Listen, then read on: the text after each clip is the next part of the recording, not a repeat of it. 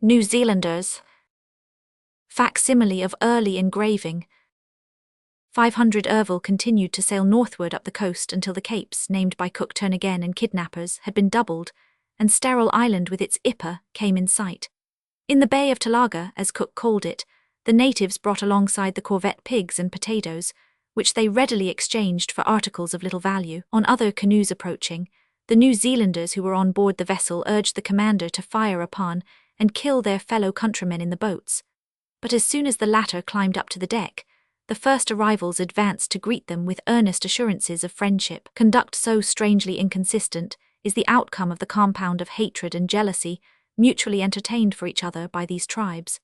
They all desire to appropriate to themselves exclusively whatever advantage may be obtained from the visits of foreigners, and they are distressed at the prospect of their neighbors getting any share.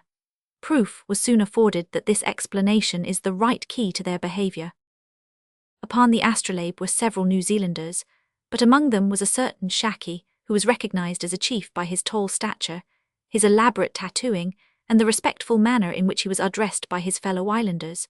Seeing a canoe manned by not more than 7 or 8 men approaching the corvette, this Shaki and the rest came to entreat 500 Ervil most earnestly to kill the new arrivals, going so far as to ask for muskets that they might themselves fire upon them. However, no sooner had the last comers arrived on board than all those who were there already overwhelmed them with courtesies, while the Shaki himself, although he had been one of the most sanguinary, completely changed his tone and made them a present of some axes he had just obtained. After the chief men of a warlike and fierce appearance, with faces tattooed all over, had been a few minutes on board, 500 Ervil was preparing to ask them some questions, with the aid of a vocabulary published by the missionaries, when all at once they turned away from him, leaped into their canoes and pushed out into the open sea.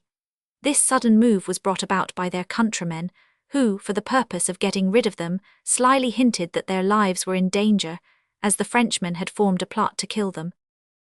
It was in the Bay of Talaga, the right name of which is Hua Hua, that 500 Ervil found the first opportunity of gaining some information about the kiwi, by means of a mat decorated with the feathers of that bird, such mats being articles of luxury among these islanders. The kiwi is about the size of a small turkey, and, like the ostrich, has not the power of flying.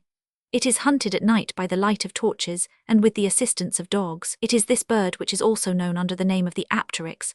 What the natives told 500 Ervil about it was in the main accurate.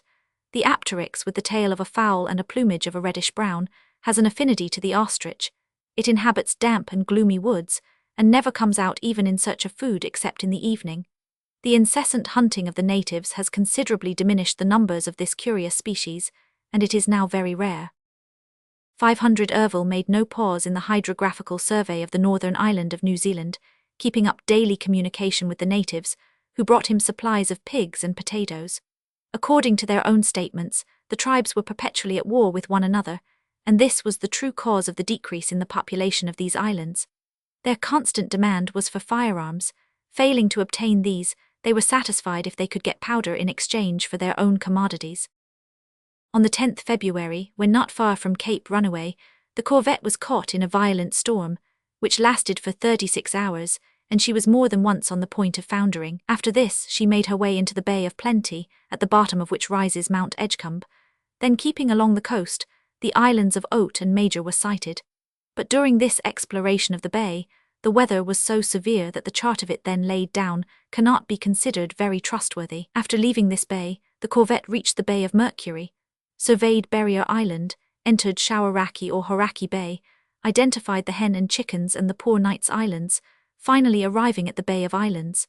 The native tribes met with by 500 Ervil in this part of the island were busy with an expedition against those of Shawaraki and Waikato Bays. For the purpose of exploring the former bay, which had been imperfectly surveyed by Cook, 500 Ervil sailed back to it, and discovered that that part of New Zealand is indented with a number of harbours and gulfs of great depth, each one being safer, if possible, than the other. Having been informed that by following the direction of the Waimaga, a place would be reached distant only a very short journey from the large port of Manukau, he dispatched some of his officers by that route, and they verified the correctness of the information he had received. This discovery, observes Dumont d'Urville, may become of great value to future settlements of Shawaraki Bay, and this value will be still farther increased should the new surveys prove that the port of Manukau is accessible to vessels of a certain size, for such a settlement would command 2 seas, one on the east and the other on the west. One of the rangatieras, as the chiefs of that quarter of the island are called, Rangui by name, had again and again begged the commander to give him some lead to make bullets with, a request which was always refused. Just before setting sail, 500 Ervil was informed that the deep-sea lead had been carried off, and he at once reproached Rangui in severe terms, telling him that such petty larcenies were unworthy of a man in a respectable position. The chief appeared to be deeply moved by the reproach, and excused himself by saying that he had no knowledge of the theft, which must have been committed by some stranger. A short time afterwards, the narrative goes on to say, "My attention was drawn to the side of the ship by the sound of blows given with great force, and piteous cries proceeding from the canoe of Rangui. There I saw Rangui and Tawiti striking blow after blow with their paddles upon an object resembling the figure of a man covered with a cloak. It was easy to perceive that the 2 wily chiefs were simply beating one of the benches of the canoe. After this farce had been played for some little time, Rangui's paddle broke in his hands. The sham man was made to appear to fall down, when Rangui, addressing me, said that he had just killed the thief, and wished to know whether that would satisfy me. I assured him that it would, laughing to myself at the artifice of these savages, an artifice, for that matter, such as is often to be met with among people more advanced in civilization." Ervil next surveyed the lovely island of Waiheke, and thus terminated the survey of the Astrolabe Channel and Hauraki Bay. He then resumed his voyage in a northerly direction towards the Bay of Islands, sailing as far as Cape Maria van Diemen, the most northerly point of New Zealand, where, say the Waidonas, the souls of the departed gather from all parts of Ikanamaui to take their final flight to the realms of light or to those of eternal darkness. The Bay of Islands at the time when the Cockwill put in there was alive with a pretty considerable population, with whom the visitors soon became on friendly terms. Now, however, the animation of former days had given place to the silence of desolation. The Ipa, or rather the Pa of Kahuira, once the abode of an energetic tribe, was deserted. War had done its customary destructive work in the place. The Songhui tribe had stolen the possessions and dispersed the members of the tribe of Paroa. The Bay of Islands was the place chosen for their field of effort by the English missionaries, who, notwithstanding their devotion to their work, had not made any progress among the natives. The unproductiveness of their labours was only too apparent. The survey of the eastern side of New Zealand, a hydrographical work of the utmost importance, terminated at this point. Since the days of Cook, no exploration of anything like such a vast extent of the coast of this country had been conducted in so careful a manner, in the face of so many perils. The sciences of geography and navigation were both signally benefited by the skillful and detailed work of 500 Ervil, who had to give proof of exceptional qualities in the midst of sudden and terrible dangers. However, on his return to France, no notice was taken of the hardships he had undergone, or the devotion to duty he had shown. He was left without recognition, and duties were assigned to him, the performance of which could bring no distinction, for they could have been equally well discharged by any ordinary ship's captain. Leaving New Zealand on the 18th of March 1827, 500 Ervil steered for Tonga Tabu, identified to begin with the islands Curtis, Macaulay and Sunday, endeavoured but without success to find the island of Vasquez de Moselle, and arrived off Namauka on the 16th of April. 2 days later he made out Ia, but before reaching Tonga Tabu he encountered a terrible storm which all but proved fatal to the Astrolabe. At Tonga Tabu he found some Europeans, who had been for many years settled on the island. From them he received much help in getting to understand the character of the natives. The government was in the hands of 3 chiefs, called Equis, who had shared all authority between them since the banishment of the Tony Tonga, or spiritual chief, who had enjoyed immense influence. A Wesleyan mission was in existence at Tonga, but it could be seen at a glance that the Methodist clergy had not succeeded in acquiring any influence over the natives. Such converts as had been made were held in general contempt for their apostasy. When the Astrolabe had reached the anchorage, after her fortunate escape from the perils from contrary winds, currents and rocks, which had beset her course, she was at once positively overwhelmed with the offer of an incredible quantity of stores, fruits, vegetables, fowls and pigs, which the natives were ready to dispose of for next to nothing. For equally low prices 500 Ervil was able to purchase, for the museum, specimens of the arms and native productions of the savages. Amongst them were some clubs, most of them made of casuarina wood, skillfully carved, or embossed in an artistic manner with mother-of-pearl or with whalebone.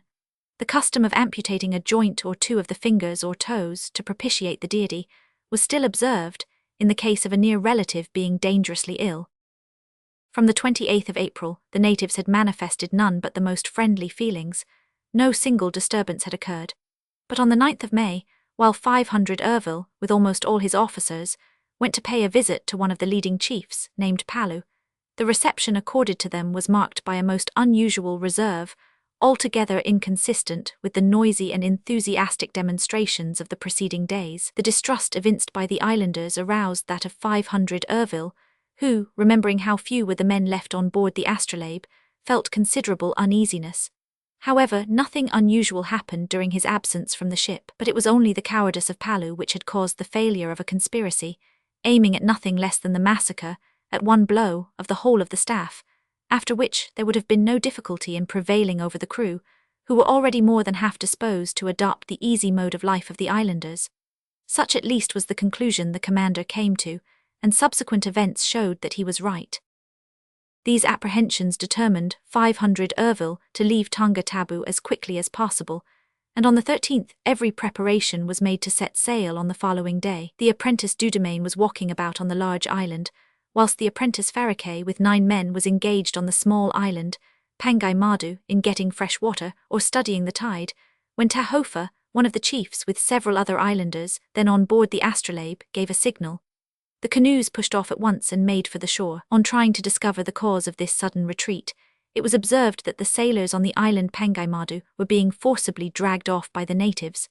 500 Ervil was about to fire off a cannon, when he decided that it would be safer to send a boat to shore. This boat took off the 2 sailors and the apprentice Dudemaine, but was fired upon when dispatched shortly afterwards to set fire to the huts, and to try to capture some natives as hostages. 1 native was killed and several others were wounded, whilst a corporal of the Marines received such severe bayonet wounds that he died 2 hours later. Attack from the natives of Tonga Tabou. Attack from the natives of Tonga Tabou. 500 Ervil's anxiety about the fate of his sailors, and of Farake, who was in command of them, knew no bounds. Nothing was left for him to do but to make an attack upon the sacred village of Mafanga, containing the tombs of several of the principal families. But on the following day, a crowd of natives so skillfully surrounded the place with embankments and palisades that it was impossible to hope to carry it by an attack. The corvette then drew nearer to the shore and began to cannonade the village without, however, doing any other damage than killing one of the natives. At length the difficulty of obtaining provisions, the rain, and the continual alarm in which the firing of the Frenchmen kept them, induced the islanders to offer terms of peace. They gave up the sailors, who had all been very well treated, made a present of pigs and bananas, and on the 24th of May, the astrolabe took her final departure from the Friendly Islands. It was quite time indeed that this was done, for 500 Ervil's situation was untenable, and in a conversation with his boatswain, he ascertained that not more than half a dozen of the sailors could be relied on. All the others were ready to go over to the side of the savages. Tonga Tabou is of madreporic formation, with a thick covering of vegetable soil, favourable to an abundant growth of shrubs and trees. The cocoa tree, the stem of which is slenderer than elsewhere, and the banana tree here shoot up with wonderful rapidity and vigour. The aspect of the land is flat and monotonous, so that a journey of 1 or 2 miles will give as fair an impression of the country as a complete tour of the island. The number of the population who have the true Polynesian cast of countenance may be put down at about 7,000. 500 Ervil says they combine the most opposite qualities. They are generous, courteous, and hospitable, yet avaricious, insolent, and always thoroughly insincere.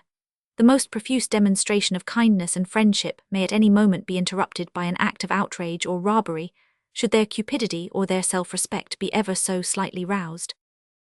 In intelligence, the natives of Tonga are clearly far superior to those of Otaheite. The French travellers could not sufficiently admire the astonishing order in which the plantations of yams and bananas were kept, the excessive neatness of their dwellings, and the beauty of the garden plots.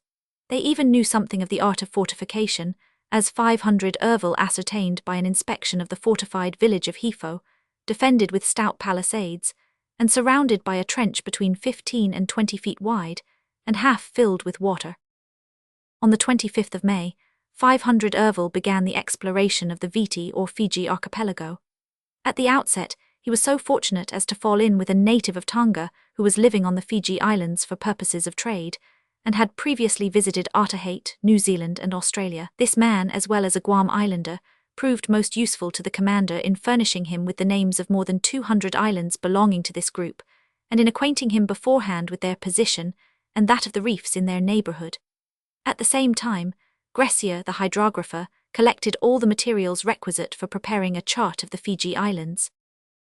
At this station, a sloop was put under orders to proceed to the island of Lagamba, where was an anchor which 500 Ervil would have been well pleased to obtain, as he had lost 2 of his own while at Tonga. On arrival at the island, Lartin, who was in command of the sloop, observed on the shore none but women and children.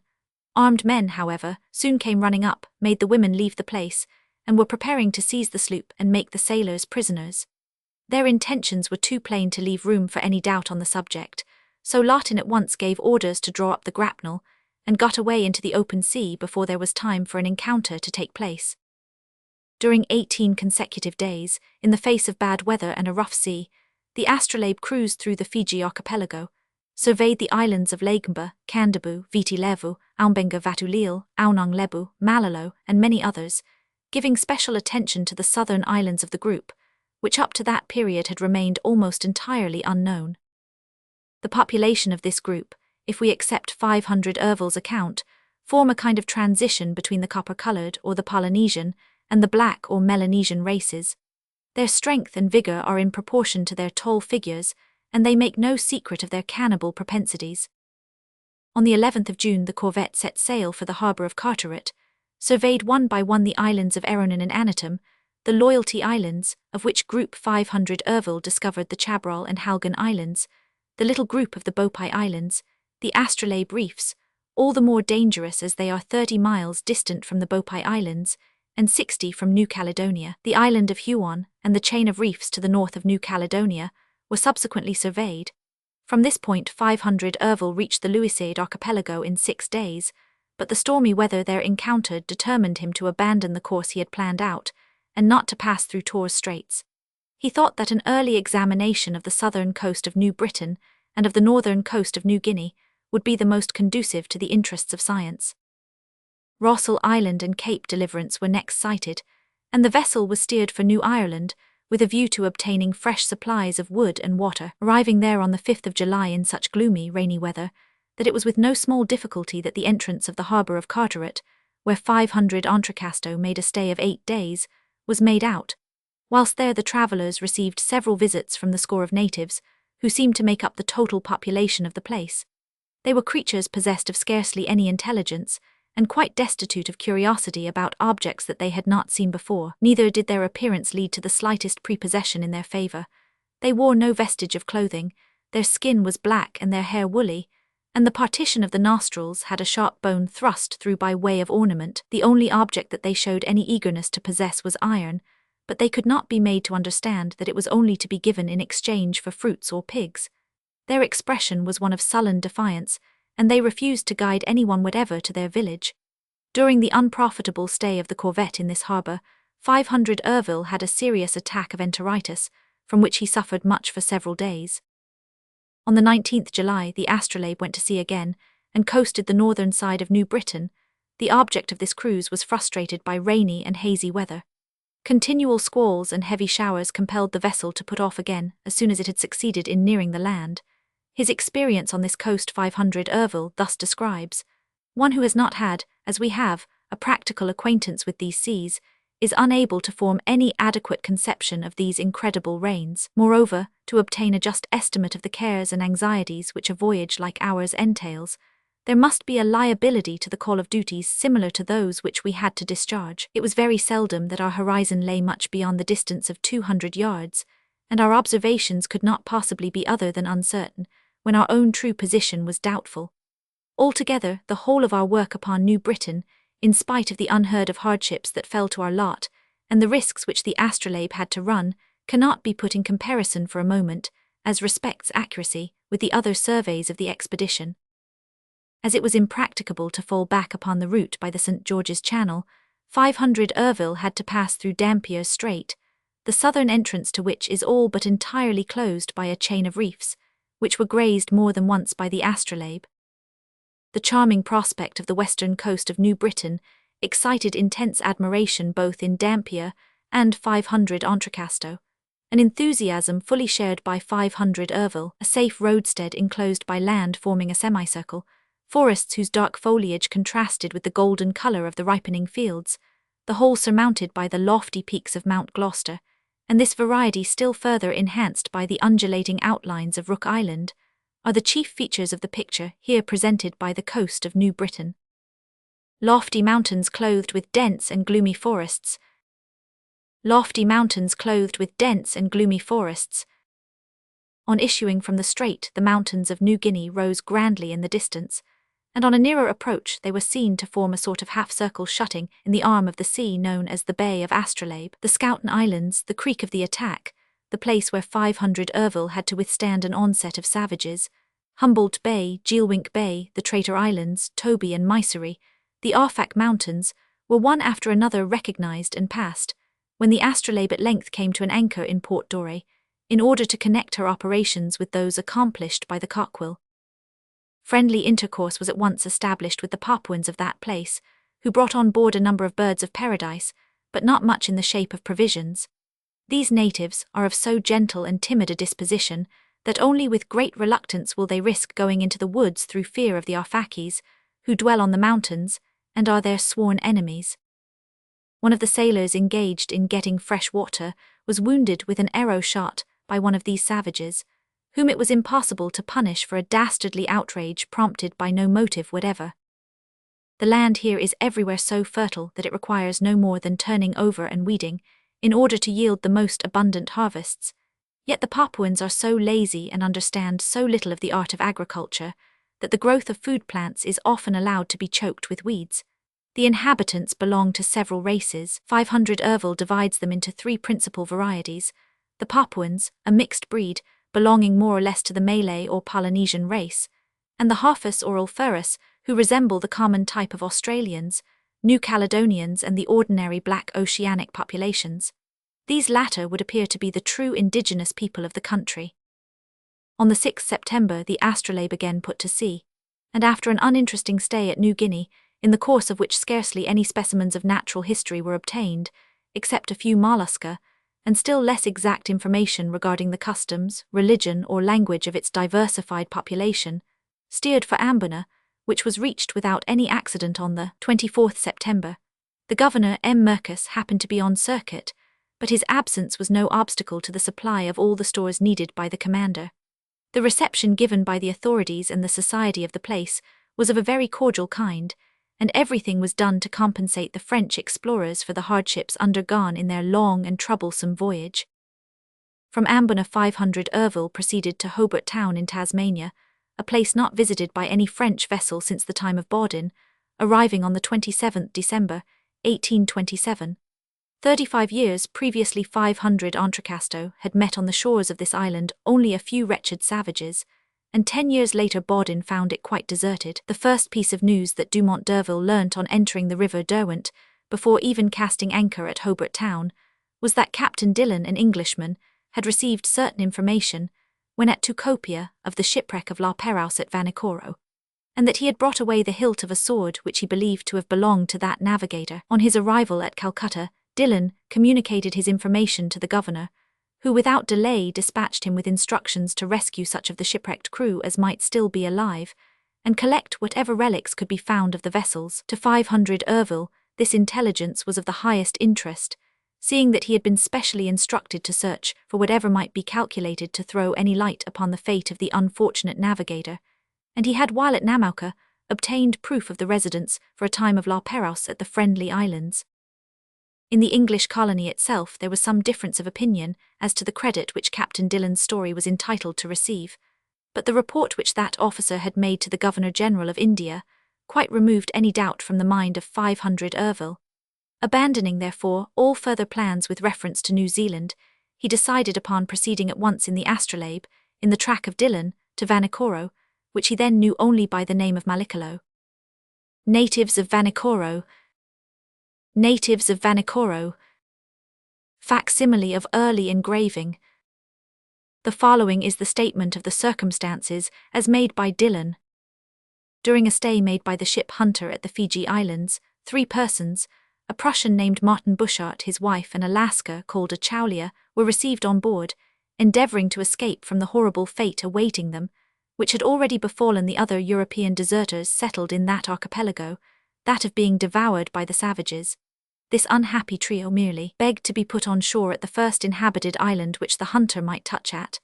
Accordingly, they were left on one of the Charlotte Islands, Tucopia, in 12 degrees 15 S lat, and degrees W long.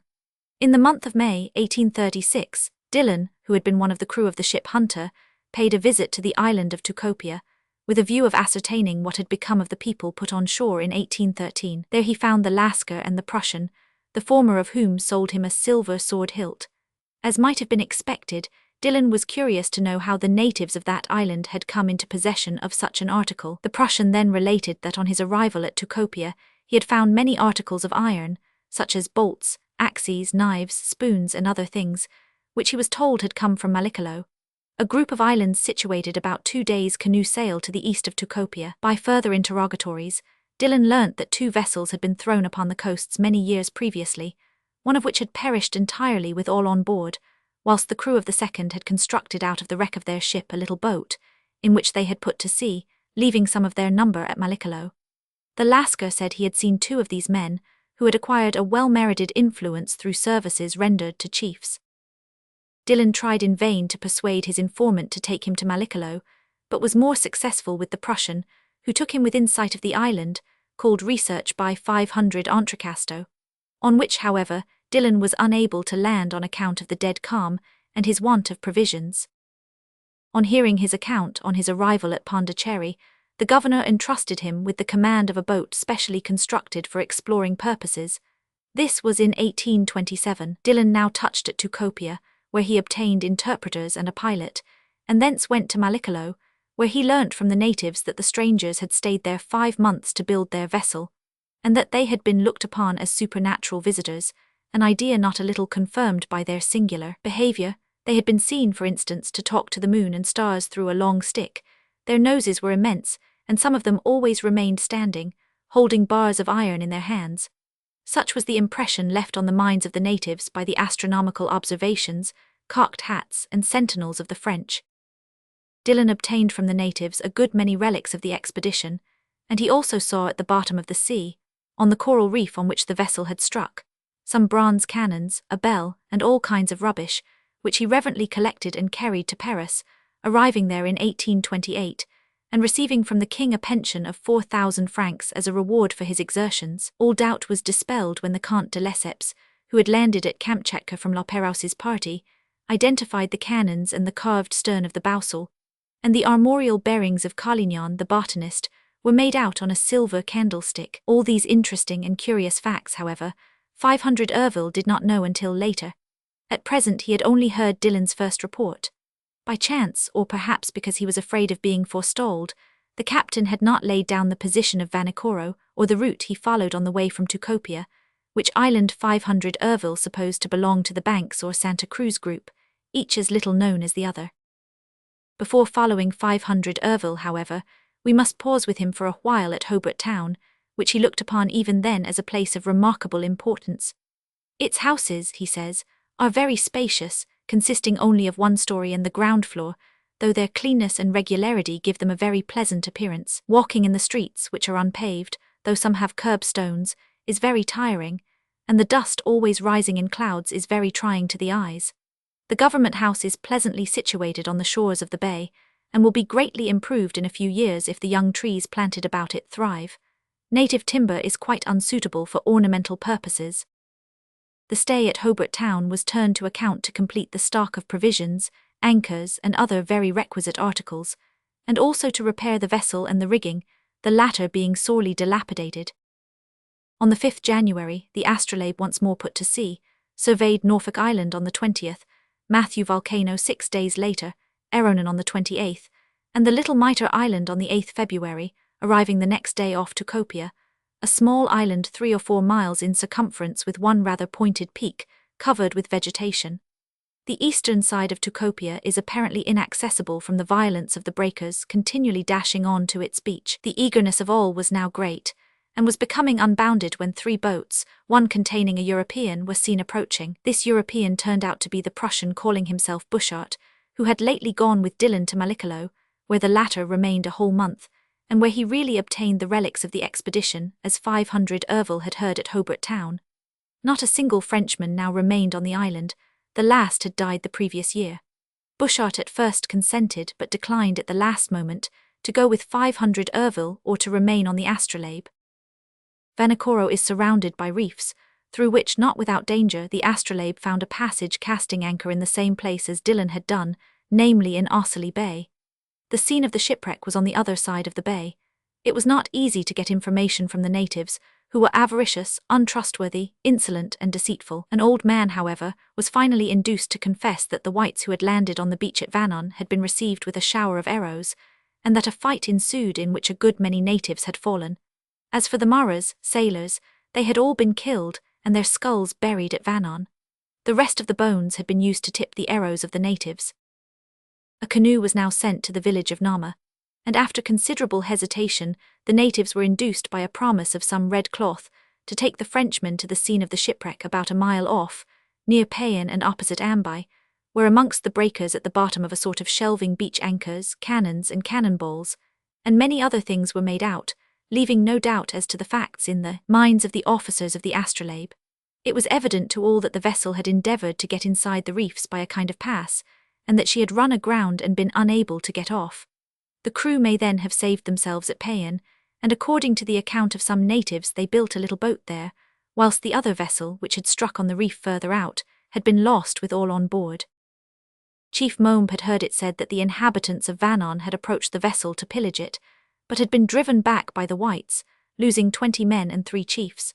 The savages in their turn had massacred all the French who landed, except 2, who lived on the island for the space of 3 months. Another chief, Valiko by name, said that one of the boats had struck outside the reef opposite Tainma after a very windy night, and that nearly all its crew had perished before they could land. Many of the sailors of the second vessel had got to land, and built at Payan a little boat out of the pieces of the large ship wrecked.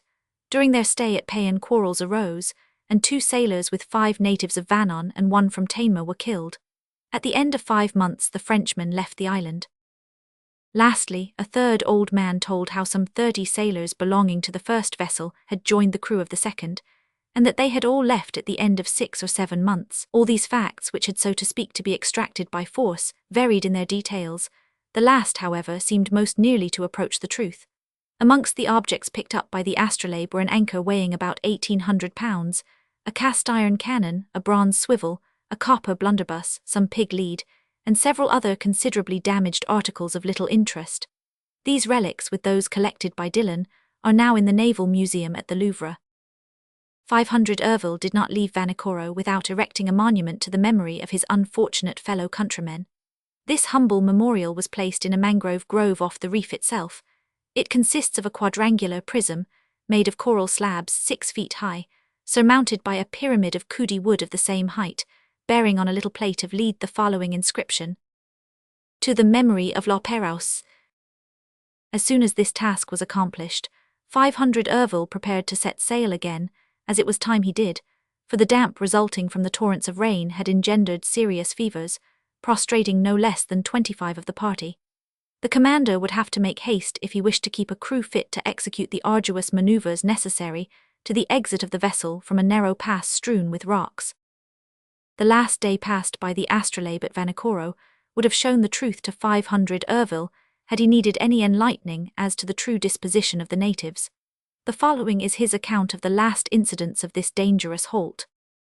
At 8 o'clock, I was a good deal surprised to see half a dozen canoes approaching from Tevai, the more so that 2 or 3 natives from Mainvai who were on board showed no uneasiness, although they had told me a few days before that the people of Tevai were their mortal enemies. I expressed my surprise to the Mainvaians, who merely said, with an evident air of equivocation, that they had made their peace with the Tevaians, who were only bringing some coconuts. I soon saw, however, that the newcomers were carrying nothing but bows and arrows in first-rate condition. 2 or 3 of them climbed on board, and in a determined manner came up to the main watch to look down into the orlop deck to find out how many men were disabled, whilst a malignant joy lit up their diabolical features. At this moment some of the crew told me that 2 or 3 of the Mainvy men on board had done the same thing during the last 3 or 4 days, and M. Grecian, who had been watching their movements since the morning, thought he had seen the warriors of the 2 tribes meet on the beach and have a long conference together.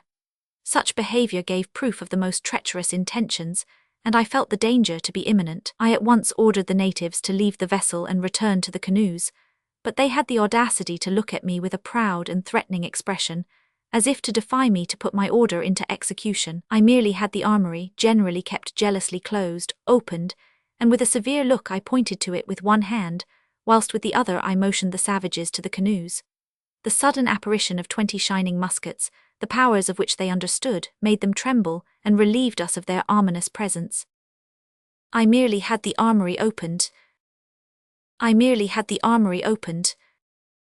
Before leaving the scene of this melancholy story, we will glean a few details from 500 Ervil's account of it.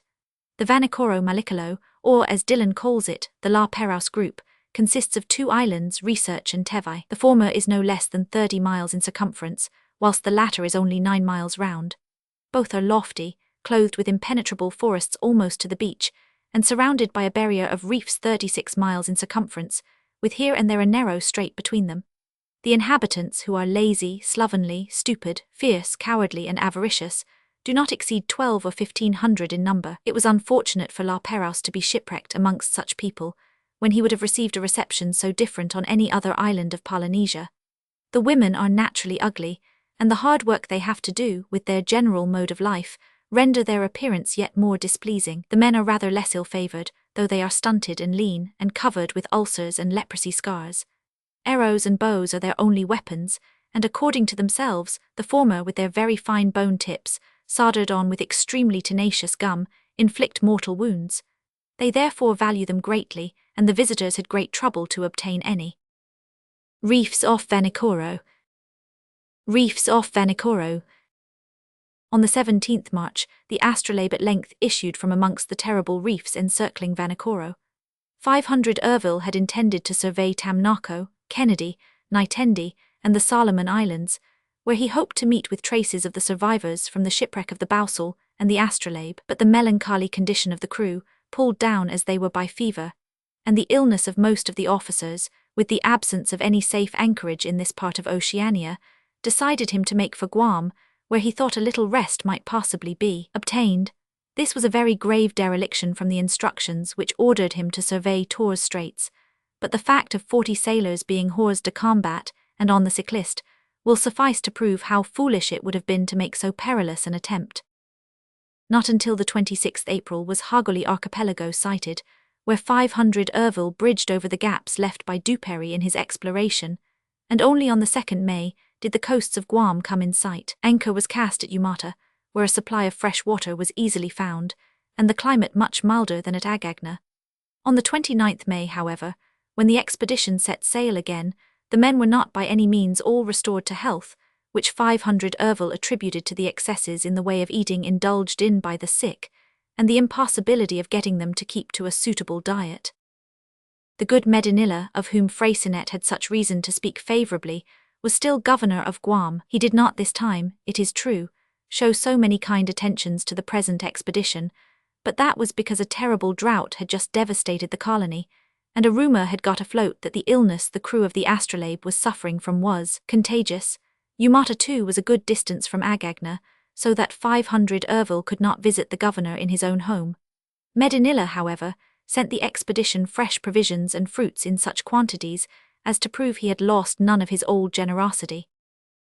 After leaving Guam, 500 Ervil surveyed, under sail, the Alivi, the Ulatha of Lutk, Guapcalo and the Pelu group of the Caroline Archipelago, was driven by contrary winds past Waigiu, Au, Asia and Quebec, and finally entered Buron Straits and cast anchor off Ambon, where he was cordially received by the Dutch authorities, and obtained news from France to the effect that the Minister of Marine had taken no notice of all the work, fatigue and perils of the expedition, for not one officer had received advancement. The receipt of this news caused considerable disappointment and discouragement, which the commander at once tried to remove. From Amboyne the astrolabe steered via Benca Strait for Unado, with its well-armed and equipped fort, forming a pleasant residence. Governor Mercus obtained for 500 Ervil's natural history collection some fine Barbarossas, a sapiauteng, the latter a little animal of the size of a calf, with the same kind of muzzle, paws and turned-back horns, serpents, birds, fishes and plants. According to 500 Ervil, the people of the Celebes resemble in externals the Polynesians rather than the Malays. They reminded him of the natives of Otaheite, Tonga Tabou and New Zealand, much more than of the Papuans of Derry Harbour, the Hafis of Buron, or the Malays, with their square bony faces. Near Manado are some mines of auriferous quartz, of which the commander was able to obtain a specimen, and in the interior is the Lake of Manado, said to be of immense depth, and which is the source of the torrent of the same name that dashes in the form of a magnificent waterfall over a basalt rock 80 feet high, barring its progress to the sea. 500 Ervil, accompanied by the governor and the naturalists of the expedition, explored this beautiful lake, shut in by volcanic mountains, with here and there a few fumaroles still issuing from them, and ascertained the depth of the water to be no more than 12 or 13 fathoms, so that in the event of its ever drying up, its basin would form a perfectly level plain. On the 4th August anchor was weighed at Manado, where the sufferers from fever and dysentery had not got much better, and on the 29th of the same month the expedition arrived at Batavia, where it only remained 3 days. The rest of the voyage of the astrolabe was in well-known waters. Mauritius was reached in due course, and their 500 Ervil met Commander Legorant, who had made a trip to Vanikoro in the corvette La Bayonnaise, and who told 500 Ervil that he had not attempted to enter the reef, but had only sent in some boats to reconnoitre. The natives had respected the monument to the memory of La Perouse, and had been reluctant even to allow the sailors of the Bayonnaise to nail a copper plate upon it. On the 18th November the corvette left Mauritius, and after touching at the Cape, St. Helena and Ascension, arrived on the 25th March, 1829 at Marseille, exactly 35 months after her departure from that port. To hydrographical science, if to nothing else, the results of the expedition were remarkable, and no less than 45 new charts were produced by the indefatigable Messrs. Grecian and Paris. Nothing will better bring before us the richness of harvest of natural history specimens than the following quotation from Cuvier's report. They, the species brought home by Quoy and Gaimard, amount to thousands in the catalogues, and no better proof can be given of the activity of our naturalists than the fact that the directors of the Jardin du Roi do not know where to store the results of the expedition, especially those now under notice. They have had to be stowed away on the ground floor, almost in the cellars, and the very warehouses are now so crowded, no other word would do as well, that we have had to divide them by partitions to make more stowage. The geological collections were no less numerous. 187 species or varieties of rock attest the zeal of Messrs. Quoy and Gaimard, while M. Lesson Jr. collected 15 or 1600 plants. Captain Jacquinot made a number of astronomical observations. M. Lawton studied magnetism, and the commander, without neglecting his duties as a sailor and leader of the expedition, made experiments on submarine temperature and meteorology, and collected an immense mass of information on philology and ethnography. We cannot better conclude our account of this expedition than with the following quotation from Dumont d'Urville's memoirs, given in his biography by Didat. This adventurous expedition surpassed all previous ones, alike in the number and gravity of the dangers incurred, and the extent of the results of every kind obtained. An iron will prevented me from ever yielding to any obstacle. My mind once made up to die or to succeed, I was free from any hesitation or uncertainty. 20 times I saw the astrolabe on the eve of destruction without once losing hope of her salvation. 1,000 times did I risk the very lives of my companions in order to achieve the object of my instructions, and I can assert that for 2 consecutive years we daily incurred more real perils than we should have done in the longest ordinary voyage. My brave and honourable officers were not blind to the dangers to which I daily exposed them, but they kept silence and nobly fulfilled their duty. From this admirable harmony of purpose and devotion resulted a mass of discoveries and observations in every branch of human knowledge, of all of which an exact account was given by Rossel, Cuvier, Jeffreysant, Hilaire, Desfontaines and others, all competent and disinterested judges. Chapter 3.